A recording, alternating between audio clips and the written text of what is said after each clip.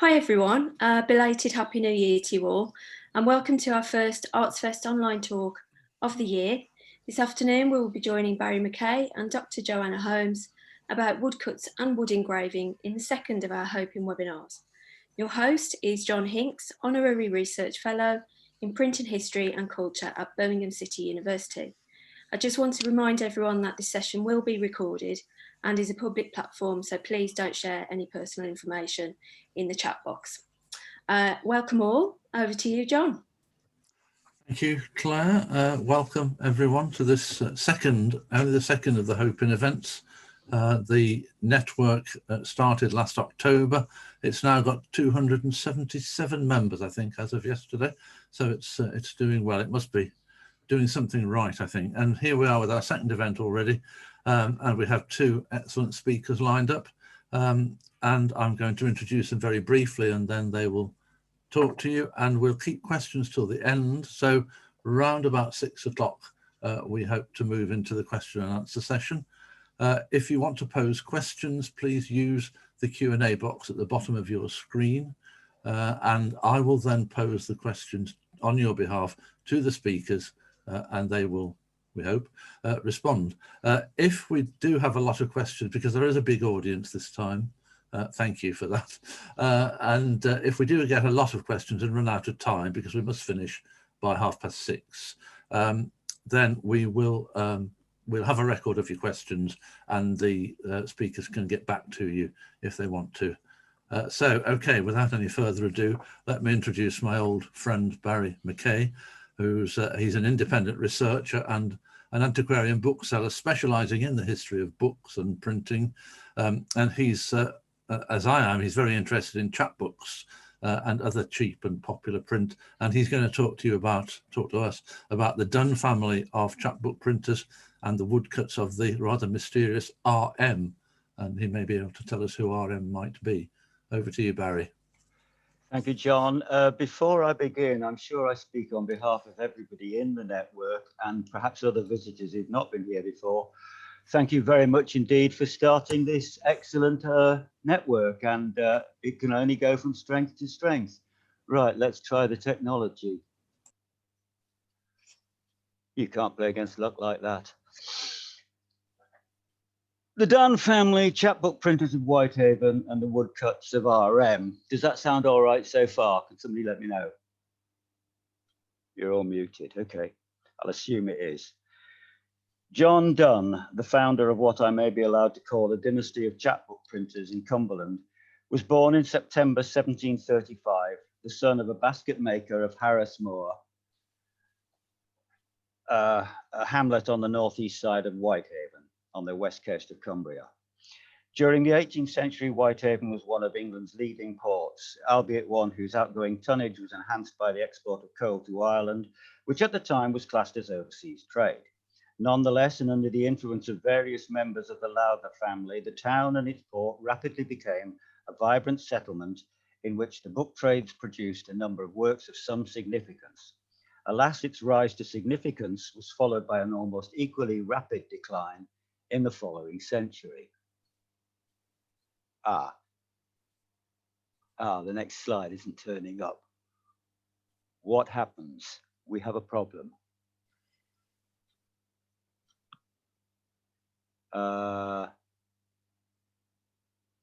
What does that do? Sorry about that. Technology, more complicated than a piece of string. No details of John Dunn's life has come to life before 1762, when he appears in a census taken of the town in that year. He is described as a stationer and is shown as occupying the front of a property owned by a Mrs. Blencow in the marketplace. This census also records one other stationer, John Copeland, two printers, William Copeland and William Shepherd, who was a couple of doors away from Dunn in the marketplace, an engraver called MacDonald with no forename recorded. He occupied a basement in Chapel Street. There are no references to any bookbinder or bookseller in the census. If we know nothing of Dunn's early life, we have at least a physical description of both the man and his shop. The latter being described as an old white house with gable ends to the street behind the market cross, while Dunn himself is described as famed for his powdered pigtail, his wooden leg, and the manufacture of red ink. This remarkable image you should be seeing on screen at the moment was doubtless taken in his later life, was captured in a woodcut which represented the proclamation of the Lammas Fair at the market cross by the steward of the manor, with John Dunn up here surveying the scene from the doorway of his shop, while the youth of the town are busy pelting the spectators with burrs. 13 books of greater or lesser length carry John Dunn's imprint. Of these, 2 dated 1764 and 1776 use the phrase Whitehaven printed for and sold by. 1 dated 1772 was imprinted Newcastle ... and sold by, and 1 dated 1775 was printed for. The earliest dated imprint for Dunn is this edition of Croxall's Fables of Aesop, printed by John Dunn in 1763. Among his other printings, one may note particularly the 4th separate edition of John Brown's Anonymous, A Description of the Lake at Keswick, one of the earliest texts on the English Lake District, and what appears to be the first provincial edition of Charles Cotton's Scaranides, a mock poem on the 1st and 4th books of Virgil's Aeneas. Dunn followed the usual combination of the provincial book trade, stationer, bookseller, and printer, to say nothing of his famed red ink, which perhaps made use of the hematite, a rich and valuable mineral found extensively in the layers of West Cumberland, limestone layers of West Cumberland. He also kept a circulating library, which is first mentioned in 1768, and the plan of the theatre, and had a share in the Cumberland Register, a business which included the provision of servants, insurance, the exchange of livings, an agency for the state lottery, and the provision of and the provision of lodgings and diets with a reputable family for those in want of such convenience. In November 1776, he commenced publication of a newspaper, the Cumberland Chronicle. His final recorded act as a practitioner of the book trades was in January 1777, when he advertised in his newspaper a lengthy list of law books from the library of William Tatum of Askham Hall. In September of that year, he retired from the book trades and was appointed to the office of Deputy Searcher of the Customs House, and in the same month handed over the business of the newspaper to his brother-in-law, Alexander Coutts. Dunn's role as a chapbook printer will be discussed anon. Dunn died in May 1817, and in July, the contents of, quote, the warehouse of the late Mr. John Dunn, end quote, was offered for sale. These included a large quantity of books in sheets, a variety of wood and metal cuts, and implements for bookbinding. Clearly part of the family's stock in trade and plant remained long after the firm had ceased trading. These remains also included the copper plates of Whitehaven in 1642 and 1738, the prospectus for the latter being the earliest example of printing from Whitehaven, done by Thomas Cotton, whose previous career had included practicing in several places in Ireland and Kendal in Westmoreland before becoming the first printer in Whitehaven. Alexander Coutts is unrecorded in the Whitehaven census of 1762, but in October of 1768, he married John Dunn's sister at Holy Trinity Church, when he was described in the register as a bookbinder. From then until his death in March 1794, Coutts had a relatively undistinguished career, during which he continued the Cumberland Chronicle, certainly until at least July 1779. He also printed 3 books and at least 1 chapbook, The Merry and Entertaining Jokes of George Buchanan, which is in itself perhaps worthy of some attention. Known to me in only 3 copies, it had an unusual feature, you can just see it down the side, in that in 2 of these copies, the fragments of blue sugar paper wrappers, whoops, that's doing there, down there, still adhering to the spine, while the 3rd copy has the wrappers all book complete. Coutts' widow placed a notice in the Cumberland Packet on 1st of April 1794, thanking the public for their support and begging its continuation with her nephew, Brownrigg Nicholson Dunn. This seems to me a tad bizarre, as he was only 16 years of age at the time, and I feel it more likely that control of the business rested with his sister Anne, who herself would have only been 20. Nevertheless, her imprint appears on 3 pieces between 1797 query and 1801. 3 other minor pieces are attributed to her press, and as we shall see, a number of chapbooks. Anne Dunn made a printer's registration under the Seditious Societies Act on 12 November 1799, which she repeated on the 11th of April 1801. Her brother made a separate declaration on the same 1799 date.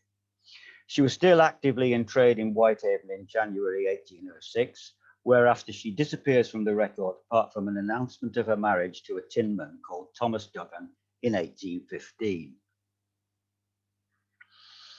As a printer, her brother Brownrigg Nicholson Dunn was much more active, with 9 books from his press between 1797 and 1804, as well as 2 chapbooks to be discussed anon.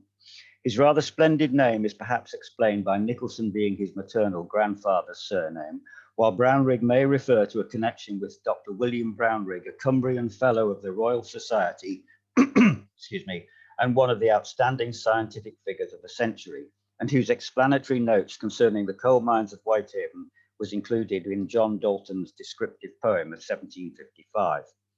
Brownrigg's friend Joshua Nixon published his life in 1801, the imprint of which carries the name of Anne Dunn on the title, while the subtitle and penultimate text leaf carry the imprint printed by B.N. Dunn.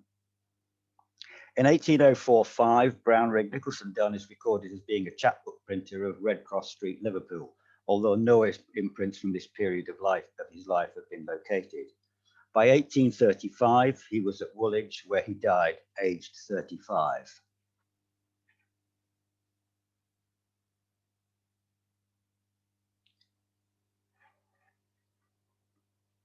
"492 chapbooks have so far been located that were printed in what is now Cumbria. To this may be added 37 which were printed in Newcastle, but also carry a Carlisle bookseller's name on the imprint. And finally, there are a further 29 chapbooks which can, with a greater or lesser degree of confidence, be attributed to Cumbrian printers."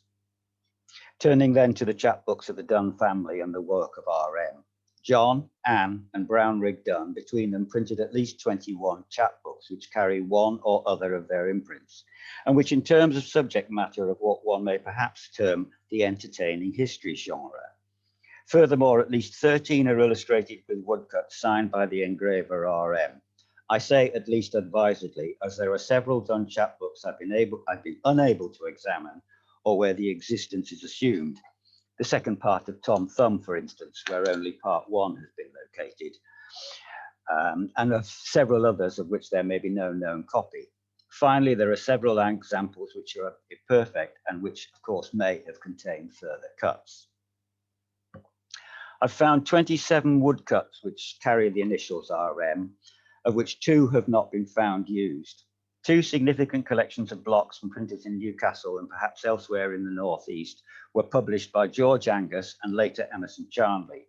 Unfortunately, neither collection records the printers from whence they came. These 2 blocks you see here, of which one appears to be from Robinson Crusoe and shows the start of the eponymous hero's fateful voyage, and an image from Patient Giselle, both of which survived into the Charnley collection. The Charnley album contains some 730 blocks. Later researchers suggested that a number of the blocks came from the office of John Whitehooth of Newcastle, flourishing 1711 to 69, which passed on to Thomas Saint, 61 to 88, and then to Thomas Angus, 1744 to 88, and his son George, who published an album of the blocks in his possession in 1825. These were then owned by Emerson Charnley the first, 1814 to 45, and second, 1845 to 60, before being passed on to the latter's manager, William Dodd, flourishing 1860 to 90, both of whom published their collections. The collection would appear to have been dispersed at the Pearson sale at Sotheby's in 1895, with a number of the blocks ending up in the collection of McGill University, Canada, at some time before 1945. The possibility exists that these 2 cuts came into the hands of Emerson Charnley the first in 1817. Charnley was the grandson of a haberdasher of Penrith in Cumberland, and he may have retained links with his ancestral county, and if so, may have obtained these blocks from the sale of Dunn's effects. But to offer a note of caution, if so, why did he not buy any other blocks that might have survived with Dunn's effects? Those RM cuts that have been found used fall into three broad and untidy groups. One, chapbooks with no imprint. Two, chapbooks carrying the imprint licensed and entered according to order, frequently with a long S used in the word licensed, and in most instances with an apostrophe in place of the final E in entered. And three, chapbooks printed by one or more of the Dunn family. There are also several other RM cuts, which I shall come to later. These cuts appear on the covered title of The Bloody Gardener's Garland, that's RM12, and where am I? The Comical Notes of the Sayings of the Reverend Pettigrew, 28. These three cuts appear on chapbooks with no imprint and were later found used by the Dunns. RM8 appears on William Stanley's Garland and was also used 4 times by John Dunn in both parts of editions of the History of the King and the Cobbler, and again in both parts of the History of Hickathrift. A mirror image of this cut was later used by another Cumbrian printer, Anthony Sorby of Penrith, in the early part of the following century. RM17 appears twice with no imprint, the Horned Scotsman's Garland, and licensed and entered according to order, on the Perjured Lover's Garland. John Dunn also used this cut on the second part of King and Cobbler, and again on both parts of Hickathrift. There are several variations of this cut to be found in the Pepys Ballads and another in the Charnley album. RM13 was used on the Liverpool Tragedy with no imprint. Thereafter, all three Dunns employed the block. John Dunn on both parts of King and Cobbler, Anne Dunn in the second part of Hickathrift, and Brownrigg on Jack Horner. Variations on the subject appear in the Pepys Ballads, and this version shown here from the Pepys Ballads clearly influenced the RM one. There is also a version in the Charlie album, although in that instance the lady looks a great deal happier than on the other versions. 3 RM cuts are found only used on chapbooks carrying the imprint licensed and entered according to order. RM4 appears on the title of the Exeter Garland, RM5 turns up on the title of Beautiful Flora's Garland, and RM18, which may illustrate a scene from Patient Giselle, has been found only on Chevy Chase's Garland. The only other version of this image I have come across is in the Angus album. RM14, this cut, a scene from Friar and Boy, appears on the Derbyshire Tragedy, imprinted, licensed and entered, where the block is undamaged. Both John Dunn and later Anne employed the cut in part 1 of their editions of Hickathrift. There is some damage to the right-hand side of the block when John used it, and significantly further damage when Anne made use of the block. Again, variations of this cut can be found in the Angus and Charnley albums. In this cut of 2 soldiers, we have the RM cut, which I found used most often. I'm conscious of the shade of the Danish proto-archaeologist Jens Wessai when I paraphrase his dictum that it is a vain error to assume that because it is the earliest record we have, it does not mean it must incontestably be the first. Nonetheless, we first find this RM cut on a broadside ballad of the nobleman's generous kindness, printed in Newcastle by Robert Marchbank in circa 1761. It appears on 2 licensed and entered chapbooks, equally undamaged in the Reading Garland, and with some damage to the left-hand border in the Jilted Lover's Garland. It is an image which seems to owe something to a ballad in the Pepys collection. Thereafter, we found it used by both John and Anne Dunn. Increasing damage to the block allows for an attempt to suggest a sequence of issue of 4 John Dunn chapbooks. 7A shows the damage seen in John Dunn's edition of both parts of the King and Cobbler and the first part of Hickathrift. 7B, it shows increasing damage, and that suggests that Lawrence Lazy is next in the sequence. And 7C, the cut's appearance in Tom Thumb, which appears to be the last use by John Dunn so far located. Can I just move this slightly to one side, then I can see everything, thank you. Turning now to the 4 known uses of this cut by Anne Dunn at some point between 1794 or 5 and perhaps as late as 1801. RMD is part 1 of Hickathrift, which shows increasing damage to the border, since John Dunn used it. Furthermore, you will see the first instance of, and I quote, insect-assisted cultural evolution, unquote, or wormholes to you and me. RME shows a little more degradation of the block, which suggests that Robinson Crusoe was the next to appear. RM7 was used on her edition of Chevy Chase. That's not Chevy Chase's Garland, it's the story of Chevy Chase. And 7G sees what is perhaps the last use, certainly that which I've located, on the tale of Fair Rosamond. 3 RM cuts have been found that were only used by John Dunn. RM16 is a scene of drinkers in a public house or inn. The presence of the checkerboard here, showing a license has been obtained on display inside rather than on the exterior of the building, is clearly meant to indicate to the viewer that this is inside what my aunt would term a den of iniquity rather than a domestic setting. It was also used on both parts of the King and Cobbler, and a version of this cut is included in the Charnley album, although in that instance, the imbibers appear to be even more worse for the wear than RM represents them here.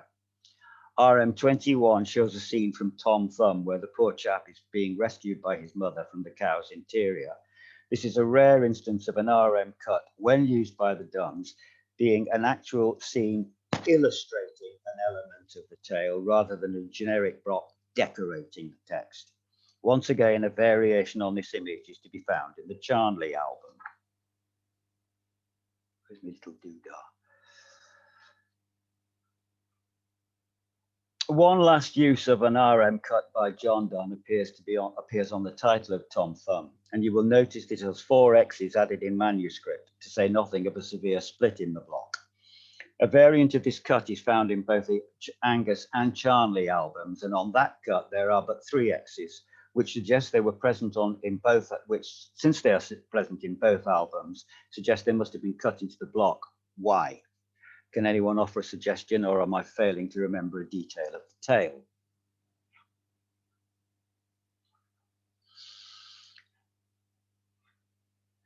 RM6 shows a scene of combat between 2 mounted knights and was twice used by Anne Dunn in Chevy Chase and Part 1 of Hickathrift, the modest degree of degradation to the block being the same in both uses. 24 shows a scene of combat between 6 men at arms and was used by Anne 3 times. Again, slight increase in the degradation of the block would suggest the sequence of issue to be Part 2 of Hickathrift, Crusoe, and Chevy Chase.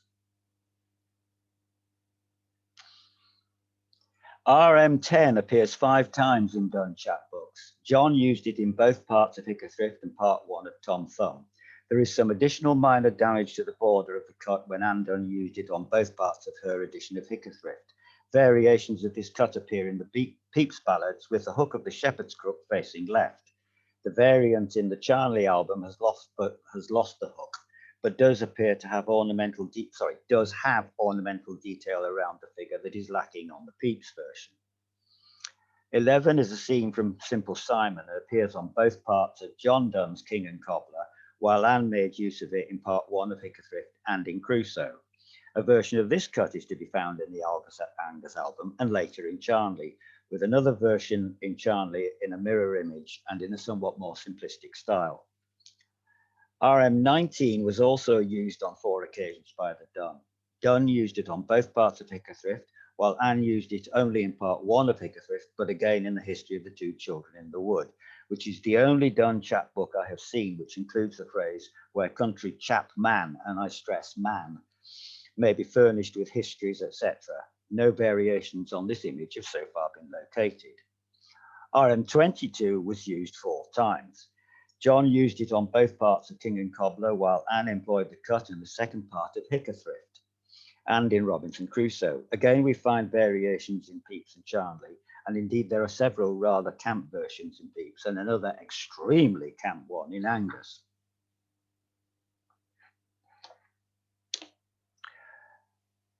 Finally, in terms of Dunn's use of RM cuts, I turn to what I feel to be my cut, a scene from the tale of the valiant London apprentice, a ballad from the second half of the 17th century, which at least, at the start at least, had some relation to reality. Both John and Anne Dunn made use of it in their editions of Hickathrift, and in both instances, placed it on the final verso of part 1 and the cover title of part 2, which I cannot help but feel that what we have here is an early example of a phrase beloved of television serial productions, i.e. previously on. This image appears on several ballads and chapbook versions of the tale. This first group, showing versions used in London between 1663 and perhaps as late as 1758, and one in Sheffield somewhere between 1736 and 1753. Apart from illustrating 3 elements of the tale, the unifying feature of this group are that the apprentice's trousers are striped or creased, and the walls of the dungeon is shown on both sides. The second group of versions appear in London between 1714, Newcastle from the press of John White in 1711, and the white block, that's as it first appears, and the white block survived into the Angus and later Charnley collections. Furthermore, there are several instances of separate elements of this cut to be found in both Angus and Charnley. In this version we see here, these versions we see here, the apprentice has rather more ornate decoration on his trousers, and there is only one wall to the dungeon. In the RM version, as used by the Dunns, the trouser decoration contains stripes and ornament, but retains a single wall. I find it interesting to note that when John Ashton published his book of chapbooks in 1882, he printed the white edition. However, the cuts were all re-engraved, and in this instance, the wormholes have become neatly incorporated and center on each part of the bricks as part of the design. Before leaving the apprentice images, I would draw your attention to another use of the dominant image. It appears pasted to the wall behind the industrial apprentice in William Hogarth's Industry and Idleness suite of 1747. And just as Hogarth drew on the popular print in the iconography of his higher art, so in turn did the popular print draw on him. The final engraving of Hogarth's suite shows the idle apprentice on his way to meet some zero-tolerance justice. And so in 1723, John Pitts, used the same street traders from Hogarth, albeit in mirror image in the foreground of an execution ballad. The only element missing from the version is the Tiddy Doll Man. That's this figure here, a gingerbread seller, allegedly one Mr. Ford, who died in 1752, and whose fame was such that his presence on the Pitts print would have called its accuracy, for want of a better word, into question, even to purchasers 50 years later.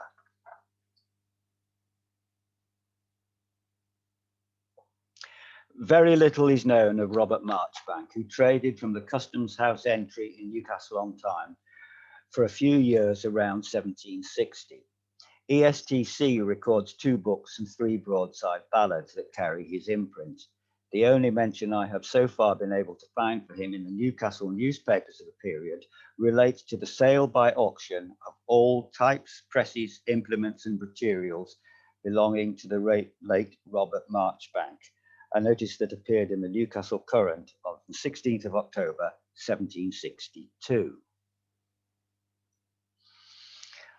In 1763, for his earliest known imprint, John Dunn printed a substantial text and one that appears to be the first provincial edition, that of Crox's translation of Aesop.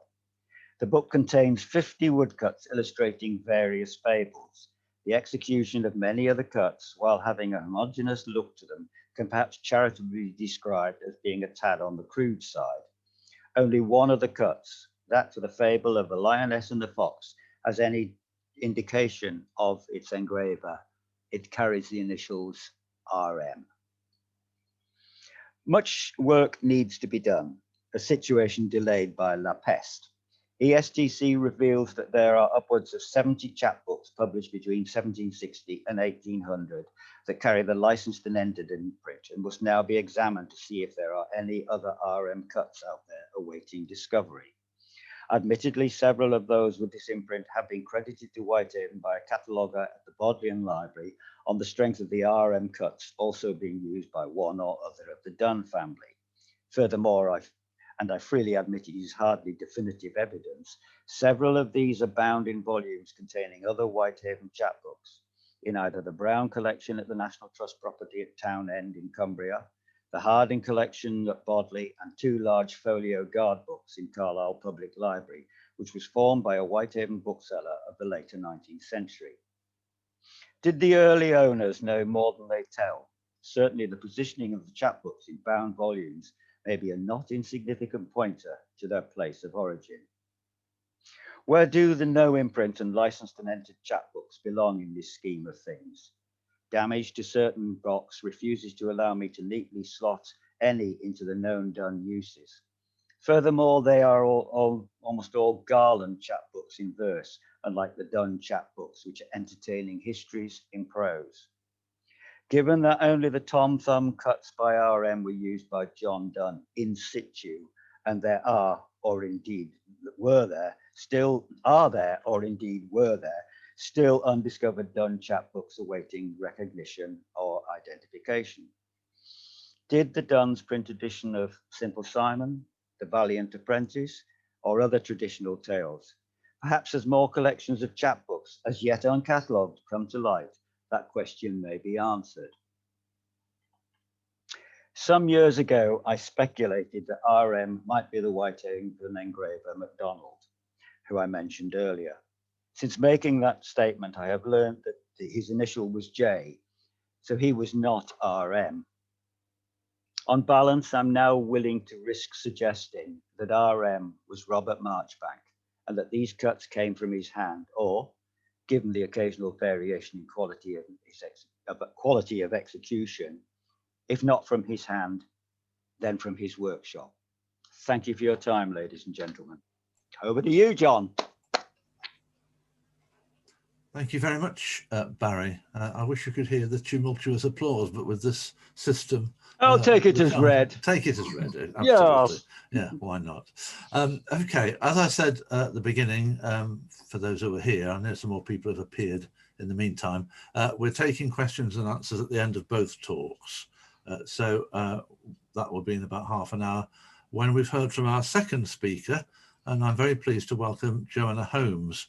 Johanna is a historian who recently completed a doctoral dissertation with the title of To Use Our Talents and Improve Them, Women's Careers in the London Art World, 1820 to 1860, which she did at Royal Holloway, University of London. Johanna now researches, writes and speaks about 19th century English women's careers. And she's going to talk to us now about, quote, an honourable, elegant and lucrative employment, as you can see on your screen, women and the practice of wood engraving, 1830 to 1870. Johanna, over to you. Thank you very much, John, and thank you everybody for swarming into this event. Today I'll be discussing women's efforts to indeed make a sufficiently honourable and lucrative living from the practice of wood engraving, but I'll start by using the image on this slide to illustrate 2 underlying assumptions in my talk. The images we see in printed works of this time are the result of a collaboration between several practitioners of different skills, who rarely exercised equal influence over the outcome. Here we have an image engraved on wood by Harriet Ludlow Clark from a design by William Harvey, produced to illustrate Charles Knight's edition of the 1001 Nights, which was published in book form in 1839. The relative expertise, role and status of the respective participants had a significant effect on the quality of the output and also on the employed payments which were received. Secondly, in regard of this image, we see here an example of the features of wood engraving as a means of reproduction which in the 1830s were seen as its 2 great merits. A cultural one, its ability to rival engravings on metal in reproducing works of art and thus disseminating high artistic values to new and less educated markets. And a commercial or industrial merit, its capability of achieving fine detail at small scale, to be incorporated with alphabetical type into the printer's page layout. That's the end of my discussion of the techniques of wood engraving, particularly in comparison with those of woodcut. But if anybody's got any questions, I'll be happy to answer them at the end.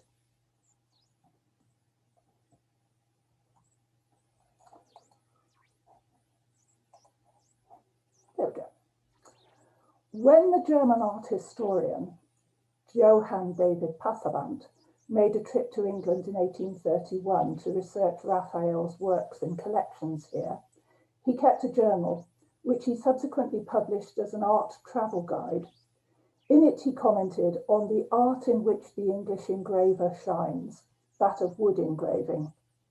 Visiting London in 1831, he saw the early proliferation and accomplishment of wood engraving among masters and their associates, many of them former students of Thomas Bewick, working for good quality printers and publishers. I am now going to, right, no it doesn't.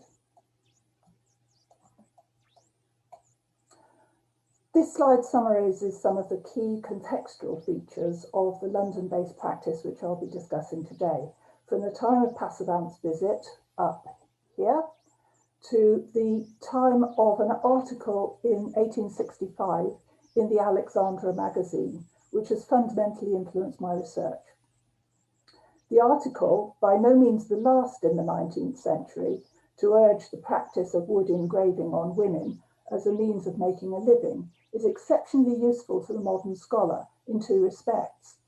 Firstly, it's the only one I've come across which does not peddle idealized doctrines of femininity or feminism to the female reader, but rather systematically interviews practicing participants in all four components of the London business: the artist, the female wood engraver, the printer and the publisher, to take a clear-eyed look at the viability of a woman working in the business.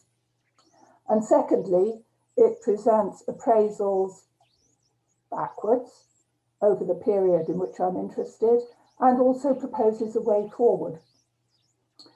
While the article is published anonymously, I have a fair idea of the most likely author, and we shall meet her again later. Returning to the 1830s, you can see here in blue the lifetime of the penny magazine, which together with Knight's other publications was to prove a key employer of both male and female wood engravers in its time, and in my view a critical contributor to the expansion of the practice and the stabilising of a number of subsequent careers. By the 1840s, these individuals were responding to a burgeoning market for wood engraved illustration, and the first dedicated workshops, as we think of them, were set up, in which boys and men worked on the premises within a structure of ability and pay, which included formal apprenticeship. It's important to remember, though, that even the people who worked from the workshop bench were paid largely on piecework, so their pay fluctuated with the business in hand, and that their work was supplemented or sometimes supplanted by the labours of a growing army of outworkers, some of whom were themselves extremely skilled and who might establish contacts to provide their services to several other participants in the trade: designers, publishers and printers. The government schools of design were established in 1837 and were succeeded, as you all know, by the Department of Science of Art and Art in 1852. One aspect of my subject today is the dialogue which was then established and never resolved during the department's lifetime between commercial and theoretical principles of production, aesthetics and social class with which female wood engravers contended. Against this timeline, I shall discuss a cohort of women who were active at the time in the 1830s, when Charles Knight, William Harvey and John Jackson were respectively patron, trainee, trainer, and the wood engraving class in the female school of design and subsequently of art. And finally, those women who were enjoined to take up wood engraving in a different way as a result of the Alexandra magazine's advertisement article and the Female School of Art as it then had become. Intriguingly, when Passavant continued his description of the London wood engraving business in 1831, he said that young people of either sex were employed by the experts in their craft for the purpose of carrying out the less skilled part of production of finished blocks in order to work more economically. I personally don't think, bearing in mind that Passavant's precise words were in German, which I'm not an expert, and I'm quoting an English translation made contemporarily, that one should imagine that he saw mixed gender workshops of the semi-industrial type which later emerged. Nor should one be influenced by the modern usage of the word employed. I think it more likely that he saw the family-based centres of production founded in the cases of the boxes here, outlined in solid lines by engravers, several of whom had connections with Thomas Bewick, the Branstons, the Thompsons, the Williams family, and Byfields. Although Byfield Senior, I don't think was a wood engraver. During the course of the 1830s, though, a number of other practitioners, usually members of families engaged in the art world but not engravers, of whom it could be said that they trained their sons and daughters, entered the field. And the author of the article in the Alexandra magazine 30 years later reminisces that Miss Jackson took a great interest in the employment of women in his profession, suggesting that he had something to do with the entry of women to the trade who were not daughters of practicing wood engravers.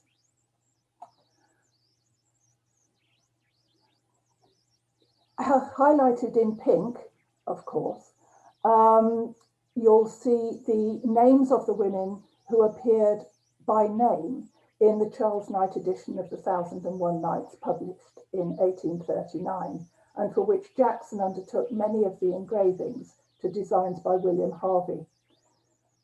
In the second half of the 1830s, the pairs of sisters within the boxes, might as well scrap the red highlighter, I think. The pairs of sisters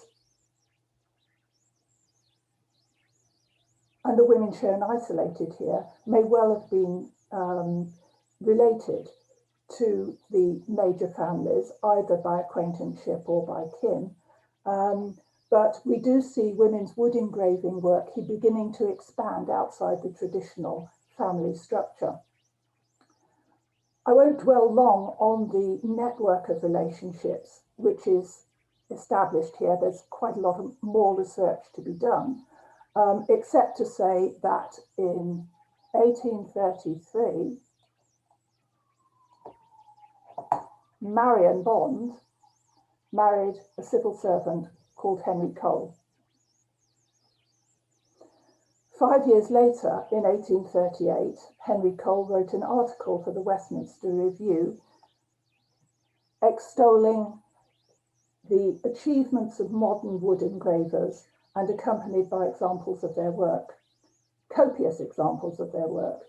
His enthusiasm was in large part based on his new friendship with John Thompson and his family.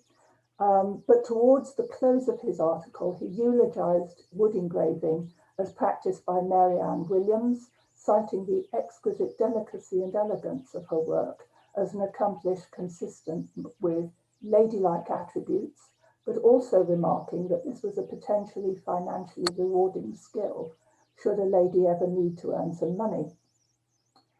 In 1841 and 1842, using his Felix Summerlee identity, he brought to fruition a project of his of publishing illustrated handbooks to Hampton Court and Westminster Abbey, in which all the wood engravings were produced by female practitioners, though by no means all of the designs. This slide shows an engraving by Harriet Ludlow Clark, down here, from the second of these volumes, compared with one by Mary Ann Williams from The 1001 Nights, published in 1839, for which Harriet has had, as we've just seen, also supplied engravings. I'm afraid I didn't have to hand either the image produced by Mary Ann, which Cole reproduced in his article and referred to there, nor the name of the designer of Harriet's engraving. But in comparing the two, one might tentatively conclude that Mary Ann Williams' work exemplifies the style of the 1830s, which I discussed at the beginning, which was also employed by Harriet there. But this smudgy effect, which is not only intended to give the impression of painterly light, shade and tonality, also required a degree of artistic interpretation by the engraver in judging the areas to be set in higher or lower relief. Mary Ann also cleverly utilised here both black and white line effects to similar purpose. In Harriet's image 5 years later,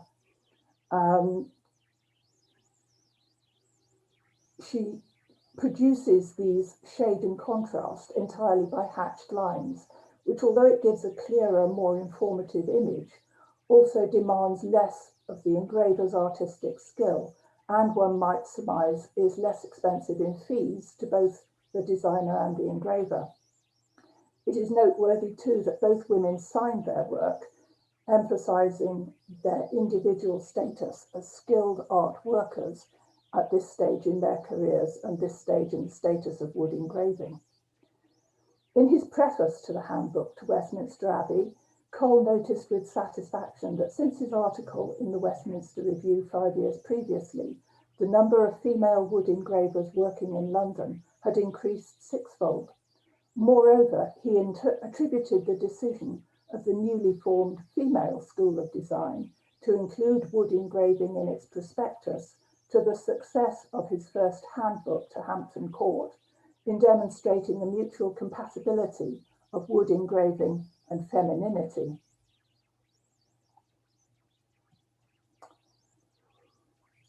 What Cole does not recognise, however, is that by 1842, the frequency and variety of wood engraved illustration and decoration had escalated to a far greater degree than a sixfold increase. This slide offers examples of wood engravings in many published settings from the first half of the 1840s, from newspapers to such as the Illustrated London News, to quality romantic literature such as Murray's edition of Lockhart's translation of Spanish verse, humorous entertainment, earnest history of art, and antiquarian and facsimile work, which sort of gradually morphed into decorative work.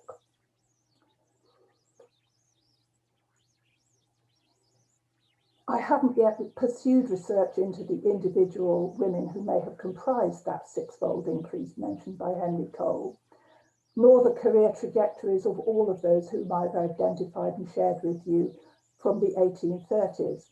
But some women's careers, certainly begun in the 1830s, survived this tidal wave of newcomers to the business. Mary Ann Williams, for example, engraved for DL, and Bethan Stevens' research in the DL archive at the British Museum has identified from the financial records a number of female outworking engravers, including the nieces of Mary Byfield. Generally, however, both male and female practitioners become far less visible to the modern historian or archivist after this date. It was in this context that the class for female students of the Government School of Design became a reality in 1843, not as a result of the airy principles of Henry Cole or the school's prospectus, but by student demand. The minutes of the Council of the School of Design for early 1843 reveal that at first it was thought that William Harvey might be asked to give a few lessons, and one of the council members, Henry Bellenden Kerr, brother-in-law to Harriet Ludlow Clark, was dispatched to test the water. However, 6 months later, nothing had materialised, and the students were reported as feeling that their expectations should be fulfilled of tuition in what they clearly believed to be a skill which would justify their training as a means of earning a living. Belland and Kerr was again sent forth, and this time returned with a proposal that not Mary Ann Williams, whom the council had suggested, but a woman named Annie Waterhouse should start as teacher of a class in the autumn session. This was still a half-hearted commitment, as she was not salaried, but paid hourly from week to week, but it was a gesture of goodwill to the students. Almost as soon as this decision was taken, within weeks, a petition was received from the wood engravers of London, claiming that this class would cause detriment to their business and petitioning for it to be called off. Unfortunately, the petition hasn't yet been found to know exactly what were the forms of damage to their business envisaged by the patriarchs of the 1830s, their sons and students. Despite a meeting with a delegation from the London wood engravers, for whom Charles Thurston Thompson acted as secretary and spokesperson, the council prevaricated, fobbing them off with assurances that the girls were not being taught to engrave, but only to design for engraving. This was nonsense, but there is no way of knowing whether the council members knew it to be such and were acting duplicitously in support of the class, or whether they just didn't like being asked to spend time on a matter of detail, pressurised into it by tradesmen. Characteristically, they continued Annie Waterhouse's employment on a provisional basis and waited for the storm to blow over. After mid-1844, nothing more seems to have been heard of the London wood engravers' objections to the class, either because they could see they would not get anywhere, or perhaps, and this is my view, because they, especially their spokesperson, Charles Thurston Thompson, realised that they were facing far more fundamental changes in their industry and the rates of remuneration which they could command than competition from a few young women practitioners. Charles Thurston Thompson within a few years turned to photography, as did his sister Isabel, who, as Isabel Cooper, is the subject of current research by Erica Lederman at the V&A, who I think Rose Roberto is in contact with. By 1847, the seriousness of Annie Waterhouse's teaching was clear. Two of the students had moved on to work for proprietors of London wood engraving shops, and the prizes system within the schools of design had been extended to include prizes for wood engraving. She presented a request to the council, not only that her employment be put on a salaried basis like other teachers in the School of Design, but that her hours be extended so that she didn't have to take proofs of the students' work in her own time, and also that she be equipped with a press in order that the preparation of wood blocks for colour printing could be taught. She seems to have been a woman of considerable determination in the pursuit of her own career path. Aged 29 when she went to work at the Government School of Design, she steered her class through the wilderness years when the female school was moved to wholly inadequate premises in the Strand. A female school was never accommodated in the relatively spacious accommodation seen as the background to this slide. And she emerged in 1853 as one of the 6 technical classes for senior students created by Henry Cole when he took over management of the schools on behalf of the Board of Trade. Here, despite the indignity of having John Thompson appointed Professor of Wood Engraving, she augmented her working hours again and oversaw a brief heyday in her students' success and recognition before leaving in 1856. In 1852, the wood engraving class and the female school generally enjoyed a period of recognition and encouragement unprecedented in the time of the Government School of Design. Shortly before Henry Cole was appointed to run the schools, now a department of government, new premises had been found for the female school in Gower Street and a system of scholarships and pupil teacherships rolled out to both male and female students. Now national prizes were accompanied by London exhibitions of work, and there are opportunities to sell designs into production. It's not clear what John Thompson added to the newly appointed professor of the wood engraving class on its transfer to Marlborough House. credibility possibly within the departmental structure of masters. Within the 3 years to 1855, a number of projects to record decorative styles in objects from the department's collection were set in motion, together with commissions from other government departments. This slide shows an engraving from her own design by one of the star pupils of the wood engraving class at Marlborough House at this time, Clarice Matteo, in Ralph Wernham's Catalogue of Ornamental Casts of the Renaissance period, published by Longman in 1854. Clarice has signed this work, so she was presumably satisfied that it was a good example of her abilities in designing on several blocks and engraving in clear and flowing lines. However, like other projects manufactured by the department to give the students exposure through publication and, incidentally, to bring in revenue to the department, this was Henry Cole's regime after all, this decorative or diagrammatic imagery was a far cry from the monochrome pictorial work being produced for commercial publishers by the wood engraving and printing workshops of the time. This slide shows on the left Dante Gabriel Rossetti's design, produced that same year for an illustration to a poem in a Routledge publication, which the DL brothers were engaged to print.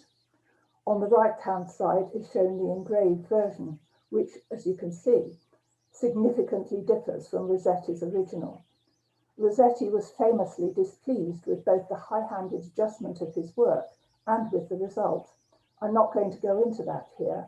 Rather, I ask you to consider the comparison between the command and understanding of their medium, of the nameless pictorial designer and wood engravers working for DL, signing only with the workshop's name, down bottom here, and the carefully regular output from the female class at the Department of Science and Art.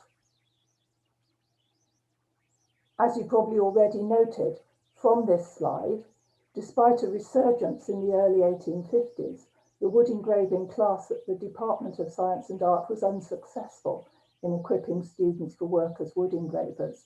This was due, without doubt, not only to its inability to offer them the training, hours and practice and scope for learning by emulation of co-workers, which were offered to male apprentices in the commercial workshops, not only due to its inability to replicate the network of business contacts and experience in managing their work, with which those apprentices then continued their careers, but to the young woman's own expectations and preferences.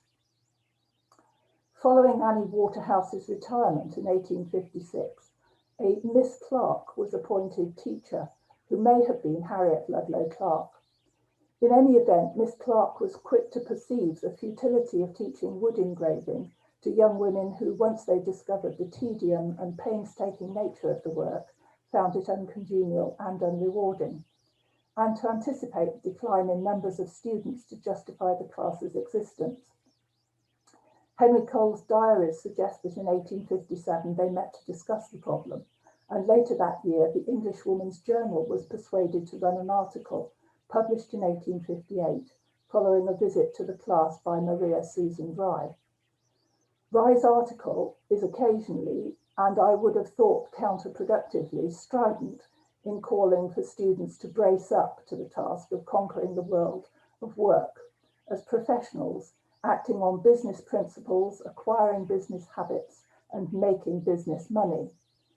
While fulfilling her brief of promoting the class, however, she closes on a note of recognition that it is an inadequate response to the problems which my Rossetti DL slide illustrates. Unless girls receive similar training, encouragement, and work opportunities to boys from the age when they might first be apprenticed, they will struggle to make up the gap.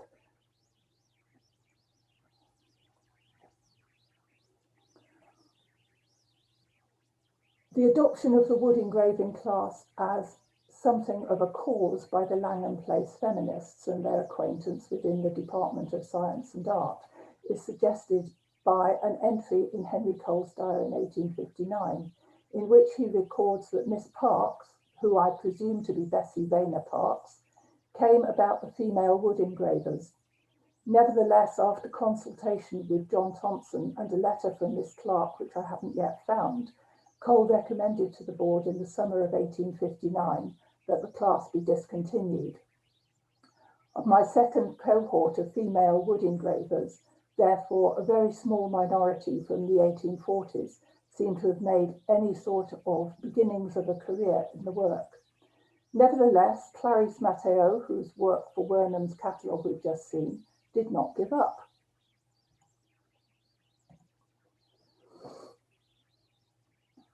There's no time to go into the details of Clarice's career at the Department of Science and Art, nor the various strands of connection with Langham Place feminism on the part of her and her fellow students.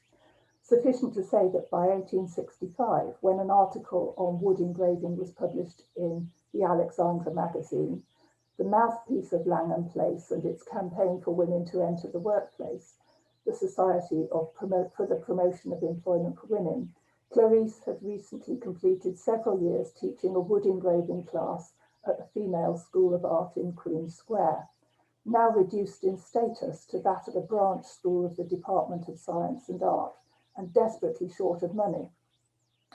This slide shows a certificate of grateful thanks to donors for a hugely successful fundraising effort in 1864, about which I've spoken elsewhere. I've so far failed to find any evidence of its designer or engraver, but one might reasonably imagine that it was designed and engraved at Queen Square. The motif surrounded by the biblical quotation up here, somewhat unusually applied in this case to promote women's independent agency, shows a young woman constructing a brick plinth assisted by a younger female hod carrier. It was not, as far as I know, used by the Female School of Art in other contexts at this time or ever, but it expresses a corporate commitment at this stage in its life to women's training and work opportunity, which I believe was engendered in the female classes at the Department of Science and Art in the 1850s, and that's a major area of my research at the moment. I have good but entirely undocumented reasons to believe that Clarice Matteo was the author of the article in the Alexandra magazine on wood engraving as an employment for women. And if this was the case, we have in the article a dialogue between her own perspectives as a graduate of the Department of Science and Art and that of one of her interviewees, a female wood engraver trained probably in the 1830s by her husband and possibly other practitioners, with long experience of practicing in the commercial London business, earning a living as a widow with children. The latter's conclusion is that without taking over her deceased husband's contact list and cultivating it, she would not have been able to pursue a career in wood engraving over the decades to 1865. I have not brought up one of my daughters nor one of my sons to my profession, knowing how discouraging it is to go about looking for work and finding none, she tells the author. The younger author, with connections to Langham Place, continues with the observation that the solitary worker, irrespective of sex, is at a disadvantage now. If women wood engravers cannot gain employment within a male-dominated network, they must set up one of their own, she proposes, and draws attention to the possibilities opened by a new partnership between Emily Faithfull at the Victoria Press as printer and publisher and a class at the Female School of Art, by then under the tuition of Mary Ann Williams. Nevertheless, the author of this article is level-headed about the plan, advising young women to make up their own minds as to what employment will best suit their circumstances and needs. There is an air of this being a last-ditch plan for women who really want to become wood engravers for the love of the occupation, but a recognition that there will be few who will pursue it as regular means of earning a living. And indeed, why would they? The myth that riches could be obtained through wood engraving had persisted despite all evidence, from Henry Cole's early assertion that it would be lucrative, through Maria Rye's assertion that riches lay around the corner for those with the application and determination, to George Marx's assertion in 1881 that he knew of several ladies earning between £3 and £10 a week. Even were this true, and if the woman had a steady source of commissions, was a very good engraver and worked long hours, it's possible in theory. It seems very unlikely that such a rate of work or pay could be sustained week after week or for many years. Clarice Mateo had already, at the date of the Alexandra magazine article, set off on a career of authorship and from 1870 editorship for the publishing firm of Castle. My own conclusion, based on some of the indications of pay offered to women of this level of education and skill over the 40 years I've discussed today, which is shown on this slide, are that even in the middle of the 19th century, such women had access to occupations which, although equally precarious, offered greater income, satisfaction, recognition, and spare time to enjoy the benefits of their work, pursue supplementary income earning activities, or fulfill other duties, particularly if they combined their household with other working adults. Although the Department of Science and Art in the 1850s did not produce many wood engravers, it did facilitate a number of other careers. That is where my presentation ends. I think you can draw your own conclusions about the gradual creeping invisibility of women and wood engraving, which was of course not unique to women in this period of mass production of illustration. Over to you, John. Thank you very much, Johanna. That was a very interesting talk. And we've got a few questions coming up. So we'll press on with the questions. First one is for Barry. Excellent talk by Barry, says Guy Lawley. Thanks very much. Are these RM images all woodcuts as such? Some of them, especially the last slide from the Croxall, seem to have elements of white line technique to my inexpert eye, suggesting the possibility of wood or metal engraving. Barry. Thanks, John. Thanks, Robert. Where the chapbook cuts and broadside cuts are concerned, I'm fairly confident that they would be wood engravings, or wood cuts, I'm sorry. There is a difference, as we all know. With regard to the fables, that's a very, very good point. I've only been able to examine it in a downloaded PDF of a photocopy of the original. So, but yeah, I know what you mean. They have the look of being done on metal, but unfortunately, since I haven't been able to find any of the blocks, as it were, in the reel, then I don't actually know, but I suspect you might be right. I mean, engravers engraved, didn't they? Yeah, fair enough. I noticed there's also some questions in the chat, John. Yes, I'm trying to get, if people have put questions in chat, would you put them into the Q&A box, please? I can't keep tabs on both at once. It's bad enough reading this small print at a distance anyway. Another one for Barry from Diana Patterson. Barry, was there ever more than one printer working at a time in Whitehaven? Yes, there were. At the start of his career, Dunn overlapped with William Shepherd, and at the end of the career, Whitehaven was dominated by John Ware and Son from the 1770s onwards.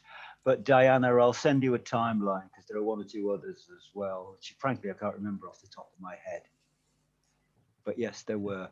It's not like I believe I was once told that when Benjamin Franklin's approached his prospective mother-in-law about marrying her daughter, she expressed a certain amount of concern because there were already 2 printers in North America, and she couldn't conceive that there would ever be enough business to maintain the family of a 3rd.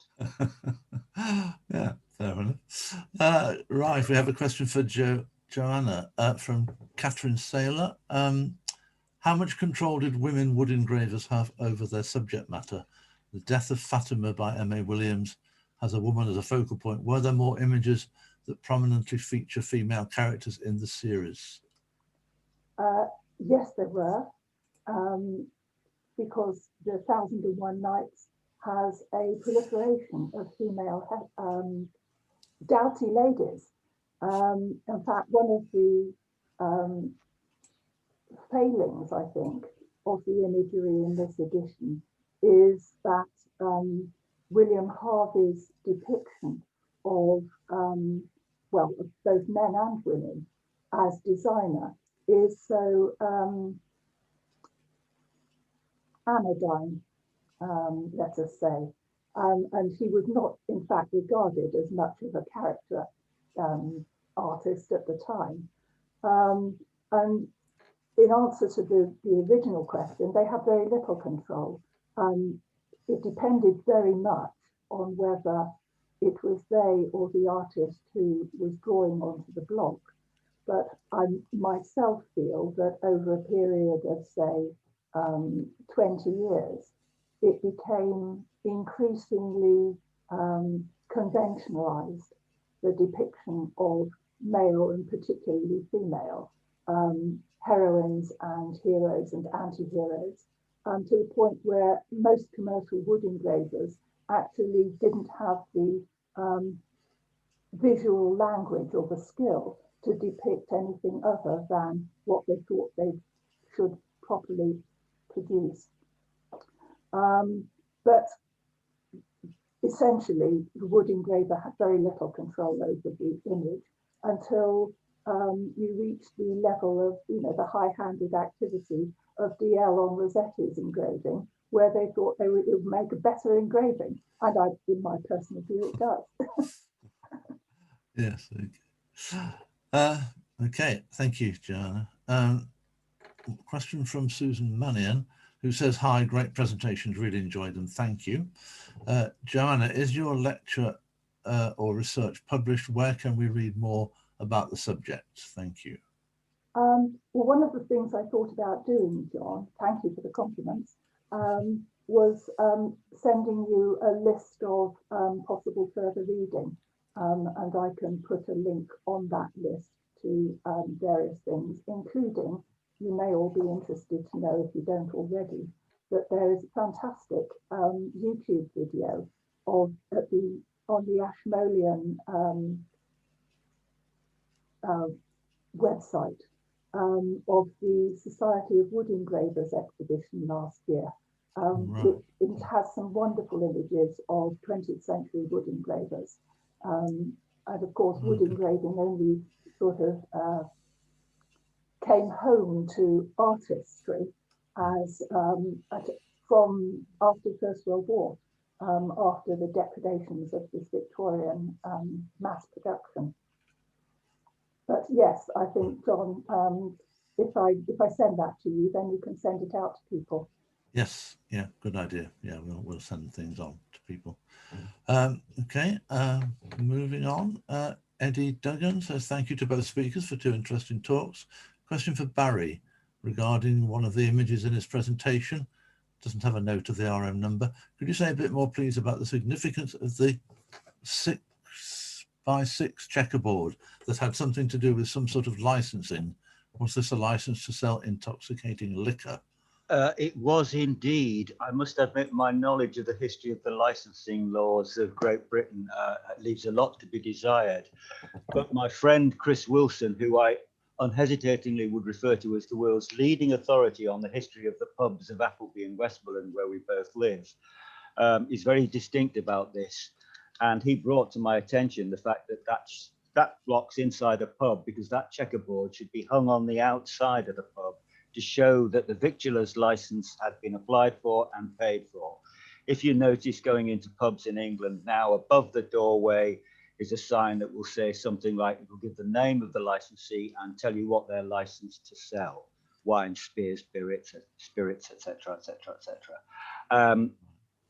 I'm quite clear, and Chris was quite clear, that the fact that that was inside was telling the viewer, you're in a pub here, not three guys having a pint in their front room. Right, right. Yes, thank you. Okay, from Paul Nash, thank you to both speakers, fascinating. Not a question, but a possible answer for Barry. The crosses which appear in the sky in Tom Thumb cuts could be simple representations of birds Yes, Yeah, that went through my mind as well. Yes, is there a moment in the plot when Tom is swept up by a bird and carried off? There is don't know. indeed, Paul. I'm sorry, I should have thought about that. I wasn't thinking laterally enough. Yes, there is indeed. There's a point where I think, is it a crow or a rook or something, carries Tom off into an X, and in fact there are wood engravings shown it. I just saw it was 3 X's. Learn to think laterally, McKay. But thanks anyway, Paul. Okay, I've got 2 questions from Helen Roberts. I'm going to ask Johanna. It's time she had a turn. Were the women paid the same as men for wood engraving or less? And if the latter, how much less? There was no institutional differentiation, no. What they really encountered, as comes across clearly in the interviews documented in the Alexandra magazine, was a sort of expectation of being second rate, and that possibly higher standards of production and more difficult deadlines might have been imposed. But no, I mean, generally piecework rates are the same for both male and female wood engravers in the sort of generality of things. Right, thank you. Helen's question for Barry is quite a long one. I'll try and shorten it a bit. Questions about the damage to blocks, I presume. Any record of how it occurred? Was there any consternation between those who used the blocks? And do we know if the insect damage was already in the wood when it was carved, or if it came after? I would have thought after. I would have thought that the inks and cleaning method might have dissuaded some of the critters. Good point. Also to Barry on a different theme, are the comical notes actually funny? Well, on the last one, yes, if you're an 18th century man, but to today's mind, they leave a little to be desired. With regard to the damage, a certain amount of it is obviously due to careless handling, going on or off the press or anything like that. I mean, anybody out there who's a wood engraver would probably know more about that than I.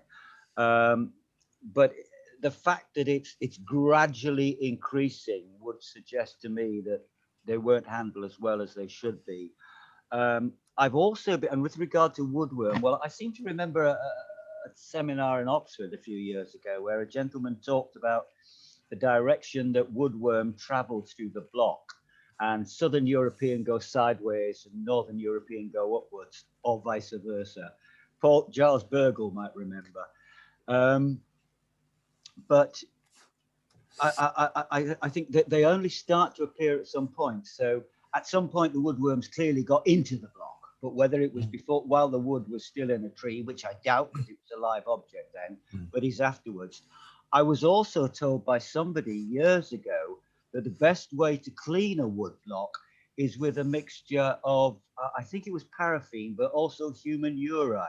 Oh. And apparently this is the cocktail for which, you know, any respectable woodworm would queue up round the block to get a mouthful of. So that may have something to do with it. Well, that's an interesting bit of information. I haven't heard that one before. Thank you, Barry. I haven't tested it on the ground and put, you know, wood block out. Don't do it live on air, please. No, no. Resist the temptation. Right. Another question for Johanna. Someone who didn't, Kristin Bloomell, who didn't quite hear whether the women engravers who got jobs after training were working in workshops or only and typically as outworking engravers. If they were in workshops, what are the implications for their further training as professionals? Did their prospects improve?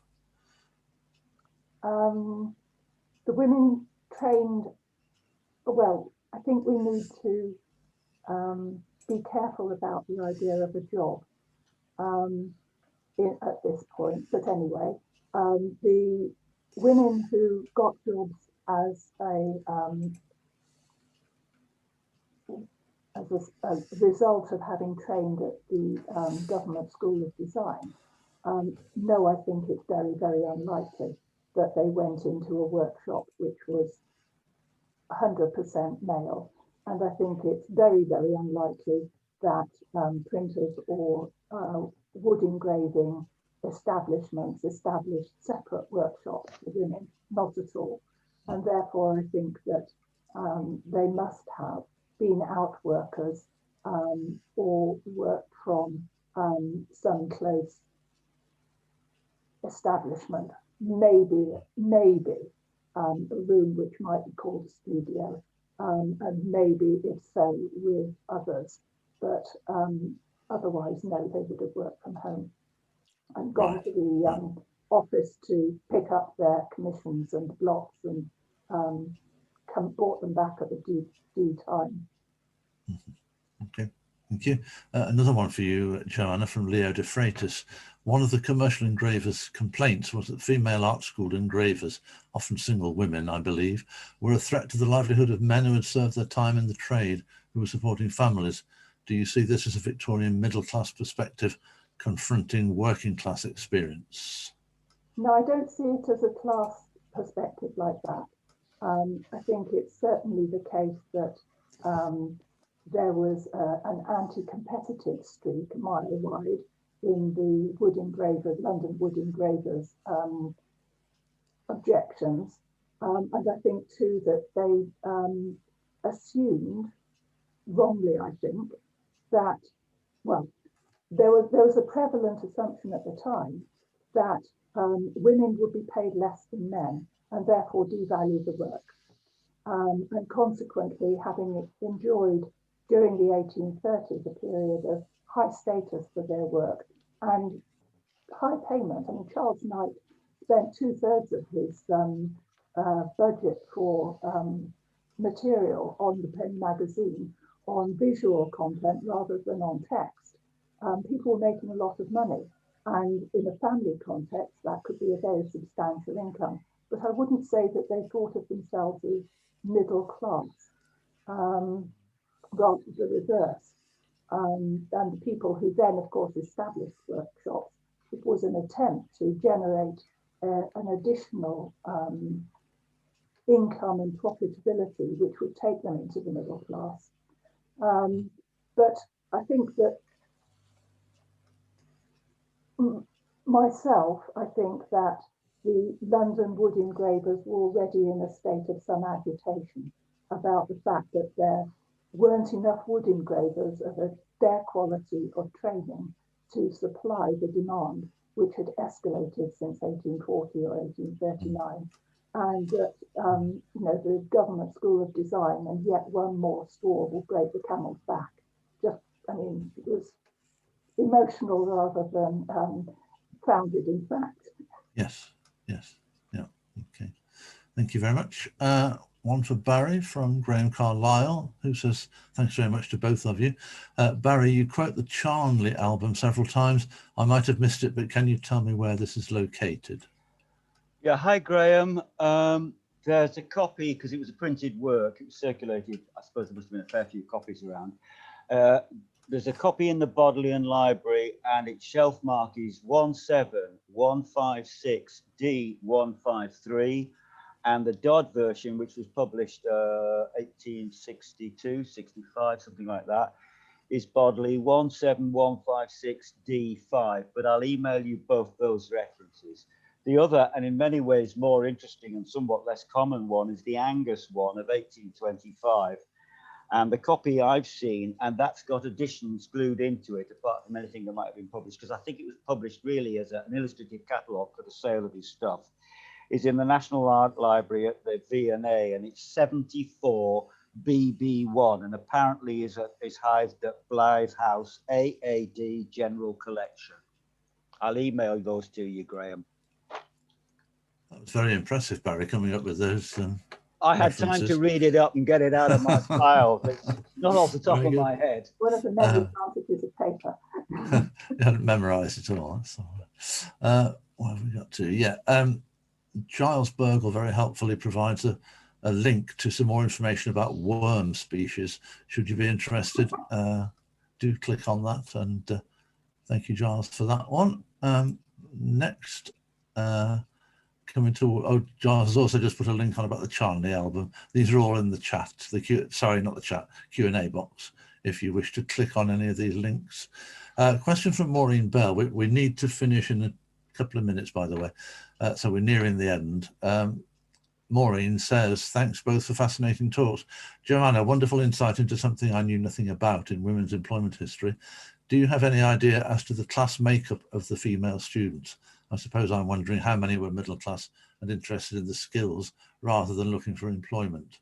You may have partly answered that already, but any more I think the female students in the 1840s were of the relatively well-off lower middle class. So they would be the sons and daughters of tradespeople, of sort of small-scale professionals, proprietors of their own businesses.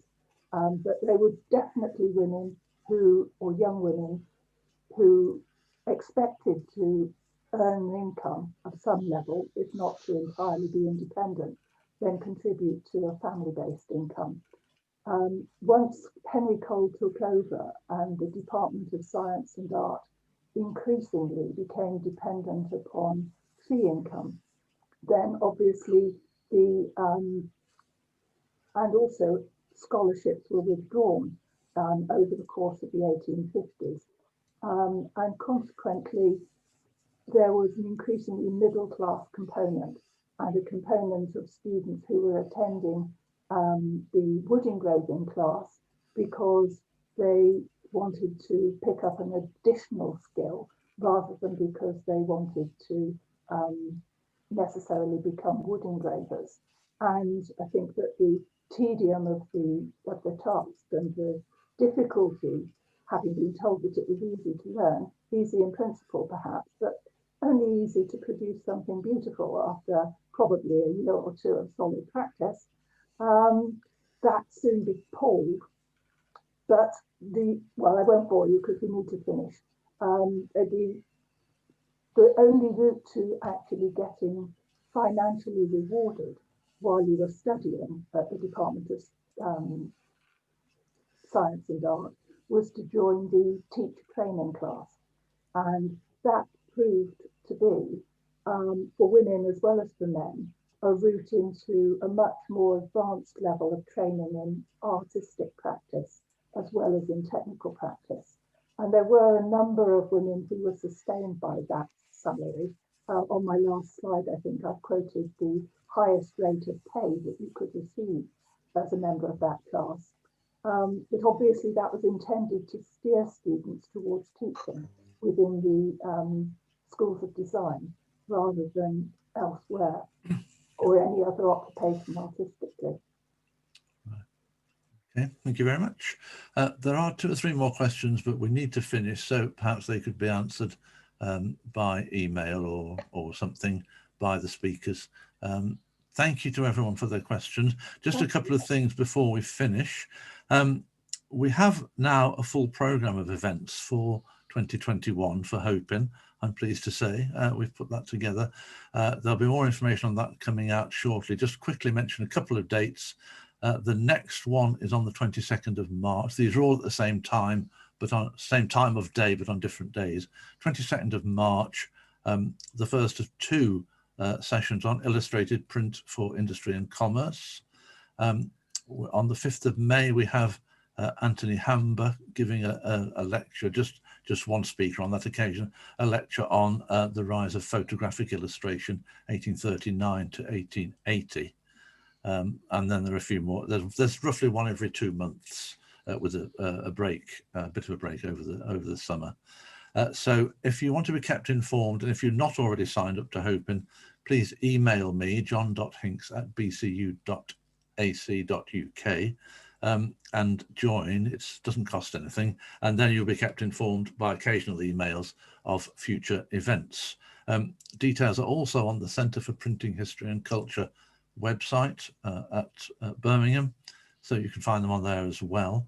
As I said, we've got a full programme for 2021. If anybody wants to plan further ahead, it's a long way off, but if you want to volunteer your services as a speaker on a future event, please just email me, let me know, and we'll try and fit you in when we can.